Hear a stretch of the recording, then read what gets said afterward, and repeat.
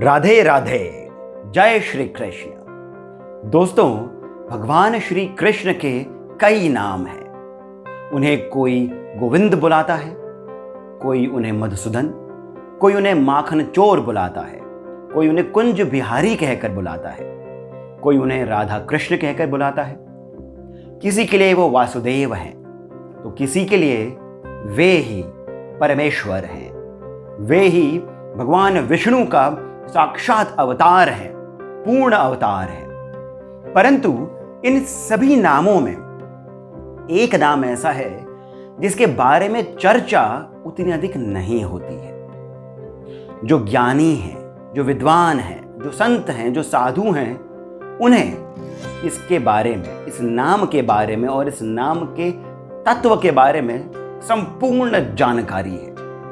वो नाम है योगेश्वर का। जी हाँ दोस्तों, भगवान श्री कृष्ण योगेश्वर हैं, योग के ईश्वर हैं, योग के गुरु हैं। और इसी कारण आज का जो ये वीडियो है, ये भगवान श्री कृष्ण के इसी योगेश्वर रूप के बारे में है। पर इस पर चर्चा करने से पहले हम बात करेंगे एक ऐसी छोटी सी घटना की जो कि रामायण से जुड़ी है। पर यह रामायण से जुड़ी होकर भी भगवान श्री कृष्ण के बारे में ही है। तो जल्दी से आप इस वीडियो को लाइक करिए, शेयर करिए, और जब आप ये पूरी कहानी सुन लें, ये पूरा वीडियो देख लें, और यदि आपको ये वीडियो अच्छा लगे तो आप हमें कमेंट करके भी बताइएगा।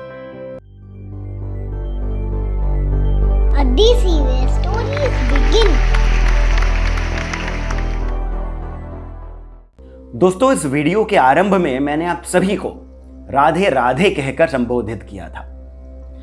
राधा जी और भगवान श्री कृष्ण की बाल लीलाएं हमने पढ़ रखी हैं, हमने सुन रखी हैं, कई सारी मूवीज में हम लोगों ने देख रखा है, कई सारे भजन राधा जी और भगवान श्री कृष्ण के ऊपर है।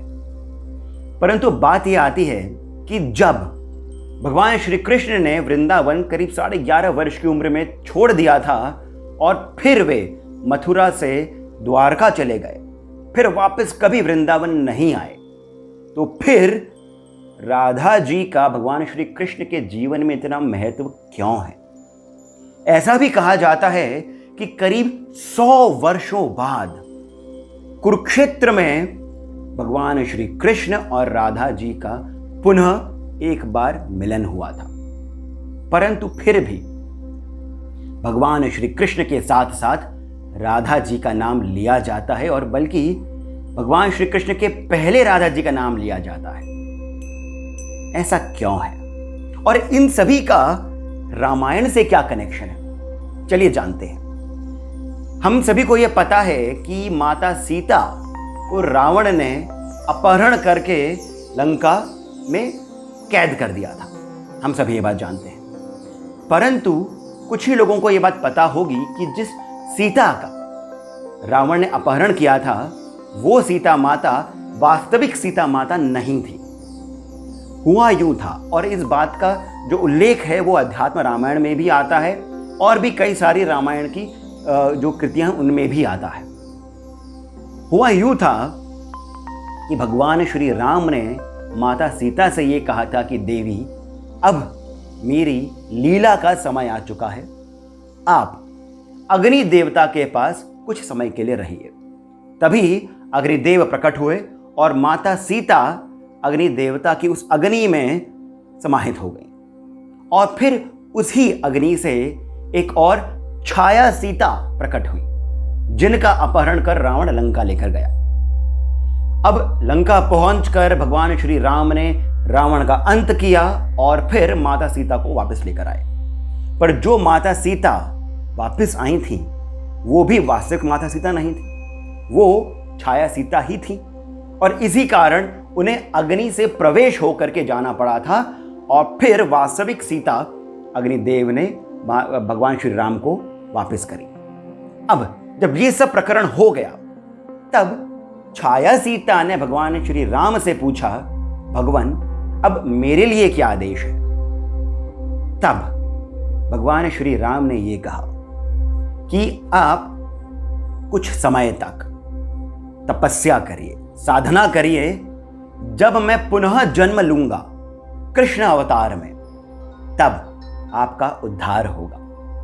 और दोस्तों, ऐसा माना जाता है कि जो छाया सीता थी वही राधा जी थी।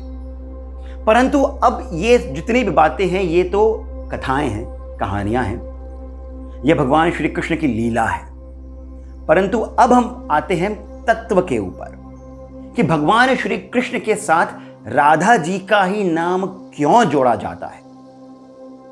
उनकी 8 पटरानियां थी, रुक्मिणी जी थी, फिर भी राधा और कृष्ण ये एक ही साथ लिया जाता है। इसका कारण थोड़ा गहरा है। इसका कारण भगवान श्री कृष्ण के योगेश्वर अवतार से जुड़ा हुआ है। दोस्तों, बात इतनी सी है कि भगवान श्री कृष्ण योग के गुरु हैं, योग के ईश्वर हैं। और जो योग है वो क्या करता है? वो हम सभी को सृजनात्मक शक्ति को जागृत करने के लिए प्रेरित करता है। हम सभी के अंदर जो सृजनात्मक शक्ति है, यानी जो क्रिएशन की शक्ति है, जिसे हम कुंडलिनी कहते हैं, योग के द्वारा, योग के माध्यम से मूलाधार में सुप्त अवस्था में, यानी सोई हुई अवस्था में जो कुंडलिनी शक्ति है उसे हम जागृत करते हैं। और जब वो जागृत होती है और हमारे इन 6 चक्रों को पार करते हुए शिव से मिलती है, तब व्यक्ति मनुष्य नहीं रह करके ब्रह्मलीन हो जाता है। तब वो ब्रह्म को पा जाता है। उस ही अवस्था में कहा जाता है अहम ब्रह्मास्मि, मैं ही ब्रह्म हूं। परंतु जब ऐसी अवस्था आप प्राप्त करते हैं योग के द्वारा, तो उसमें आपके अंदर एक शक्ति संचालित होती है, वो चलती रहती है, जिसही के कारण आपको संपूर्ण ब्रह्मांड का ज्ञान भी प्राप्त होता है। पर यह तब होता है जब आप योग की चरम अवस्था को, यानी उसके एकदम पीक को आप छू लें। आमतौर पर जब हम बात करते हैं साधारण जीव जंतुओं की, साधारण मनुष्यों की, तो यही शक्ति जो है, दोस्तों ध्यान से सुनिएगा, यही शक्ति जो है ये नीचे की ओर जाती है। और इस ही कारण कुंडलिनी शक्ति के जागरण के समय शक्ति को हम ऊपर की ओर प्रवाहित करते हैं। परंतु आमतौर पर जो शक्ति नीचे की ओर जाती है और नीचे की ओर ही प्रवाहित होती रहती है, जिसकी धारा नीचे की ओर जाती रहती है, वो शक्ति को हमें उल्टा करना होता है। यानी धारा को जब हम उल्टा करेंगे तो क्या नाम आएगा? जी हां दोस्तों, धारा का उल्टा होगा राधा, यानी कि योगेश्वर भगवान श्री कृष्ण की जो शक्ति है वही राधा है। और इस ही कारण भगवान श्री कृष्ण का राधा जी के साथ में भले ही सांसारिक जीवन व्यतीत नहीं हुआ हो, राधा जी भगवान श्री कृष्ण की पत्नी भले ही ना बनी हो उन्हें, लेकिन पत्नी बनने की आवश्यकता भी नहीं है। शरीर और आत्मा को अलग अलग करके नहीं देखा जा सकता। मन और मन की शक्ति को अलग करके नहीं देखा जा सकता।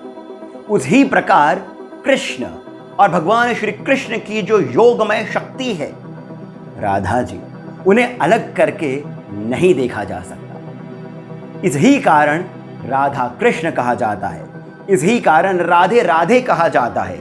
जब आप राधा जी का नाम उच्चारण करते हैं तो दोस्तों आप भगवान श्री कृष्ण को भी याद कर रहे हैं। और यही योगेश्वर भगवान श्री कृष्ण की एक और लीला है। यही देवी राधा का महत्व है भगवान श्री कृष्ण के जीवन में, उनकी संपूर्ण लीलाओं। दोस्तों, मैं आशा करता हूं कि आप जब जब राधा जी का नाम लेंगे तब तब आपको भगवान श्री कृष्ण की शक्ति का अनुभव अपने शरीर में होगा। ऐसा मैं भगवान से आप सभी के लिए कामना करता हूं। और मैं आशा करता हूं कि आप सभी भगवान श्री कृष्ण की इस जन्माष्टमी को हर्षोल्लास के साथ मनाएंगे। इस ही के साथ आप मुझे जाने की अनुमति दीजिए, परंतु जाने से पहले मैं आप सभी से एक छोटा सा निवेदन करता हूं कि आप सभी का सहयोग हमारे लिए बहुत महत्वपूर्ण है। अपना श्री सहयोग आप हमें प्रदान करें। राशि का मूल्य देने वाले की भावना में होता है, उस राशि के जो नंबर है उस पर नहीं होता है। आप हमें 100 रुपये भी दें या 1000 रुपये दें, हम उसे नमन करके स्वीकार करेंगे। आप सभी का श्री सहयोग हमें मिलता रहे, इसी आशा के साथ आप मुझे यानी सिद्धार्थ को जाने की अब अनुमति दीजिए। जय श्री कृष्ण।